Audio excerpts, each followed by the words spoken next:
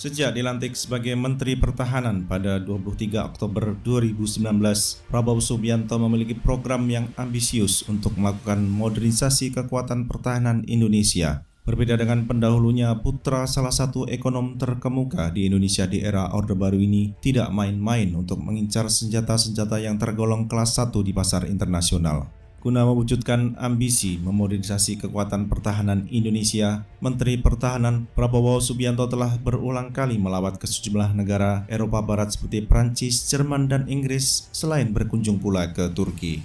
Amerika Serikat pun dikunjungi oleh pengganti Riyamizard Riyakudu ini dengan senjata tertentu buatan negeri Paman Sam sebagai incaran untuk dibeli.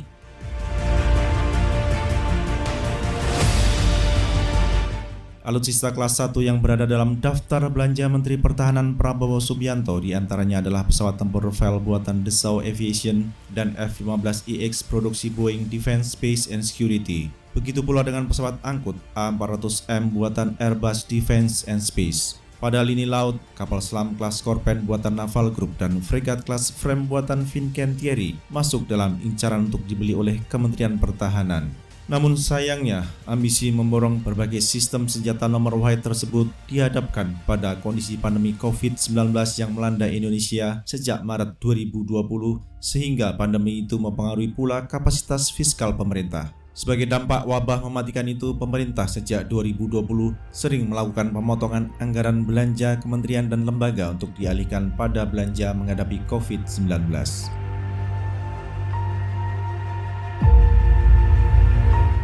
Meskipun Indonesia dilanda pandemi, Kementerian Pertahanan berani melakukan penandatanganan kontrak sejumlah major weapon system. Boleh jadi, hal ini karena Kementerian Pertahanan telah dijanjikan alokasi pinjaman luar negeri senilai 20,7 miliar US dollar untuk periode 2020-2024. Pada 4 Juni 2021, Kementerian Pertahanan menandatangani kontrak akuisisi 6 fregat kelas Frame dengan Fincantieri. Beberapa hari kemudian, yaitu pada 7 Juni 2021, Dassault Aviation menaikkan kontrak pembelian 36 Rafale dengan Kementerian Pertahanan.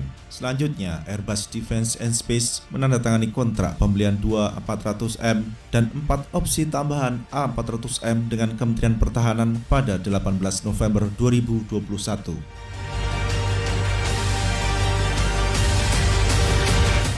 Saat kunjungan Menteri Angkatan Bersenjata Prancis Florence Parly pada 10 Februari 2022, Kementerian Pertahanan menandatangani akuisisi 6 Rafale batch pertama dari 42 Rafale yang akan dibeli oleh Indonesia. Pada kesempatan yang sama, Naval Group bersama PT PAL Indonesia menyepakati Memorandum of Understanding MOU riset dan pengembangan kapal selam. Ketika berbicara dalam jumpa pers bersama Menteri Parly, Prabowo Subianto mengekspresikan rencana Indonesia untuk membeli kapal selam kelas Scorpion. Pernyataan Prabowo tersebut ditindaklanjuti dengan berbagai pertemuan antara Kementerian Pertahanan dan Naval Group untuk mendiskusikan lebih lanjut kebutuhan Indonesia sebelum kedua belah pihak menandatangani kontrak pembelian kapal selam kelas Scorpion.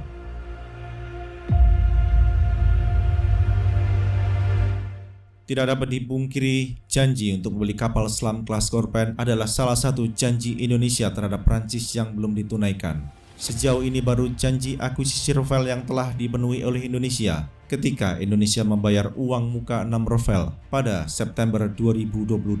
Sedangkan kontrak pembelian kapal selam kelas Scorpion masih dinantikan realisasinya oleh Indonesia.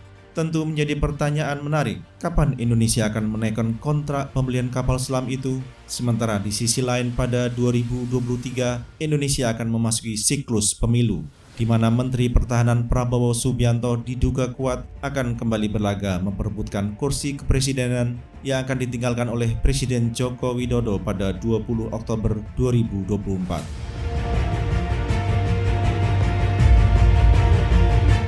Setelah absen pada 2020 karena pandemi COVID-19, Indo Defense Expo and Forum akan kembali diselenggarakan di Jakarta pada 2 hingga 5 November 2022. Pameran ini merupakan salah satu eksebisi pertahanan terbesar dan terpenting di Asia Tenggara. Sebagai pameran besar, banyak produsen senjata utama dari Eropa, Amerika Utara, dan Asia Timur membuka booth di Indo Defense 2022, termasuk pula industri pertahanan asal Eropa seperti Airbus, Defense and Space, Dassault Aviation, dan Naval Group, selain firma seperti Lockheed Martin dan Boeing.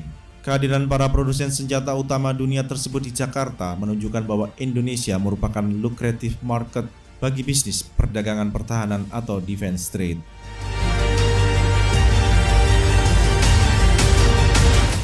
Akan sangat baik apabila dalam Indo Defense Expo and Forum 2022 Indonesia menunaikan sejumlah janji pembelian senjata yang belum ditunaikan, termasuk kepada Naval Group. Sudah merupakan praktek normal bahwa ajang pameran pertahanan menjadi tempat penandatanganan kontrak-kontrak besar dan strategis bagi negara tuan rumah. Sebab salah satu patokan keberhasilan suatu eksebisi senjata adalah penandatanganan kontrak akuisisi alutsista. Selain menunaikan janji Indonesia kepada Prancis, penandatanganan kontrak pembelian kapal selam kelas Scorpion juga akan membantu upaya mencapai target minimum essential force atau MEF agar bisa menjadi 70% pada akhir 2024. Tidak hanya itu, semakin dekatnya siklus pemilu juga menjadi faktor lain yang mendesak pemerintah untuk mengambil langkah-langkah untuk mempercepat pencapaian target tersebut.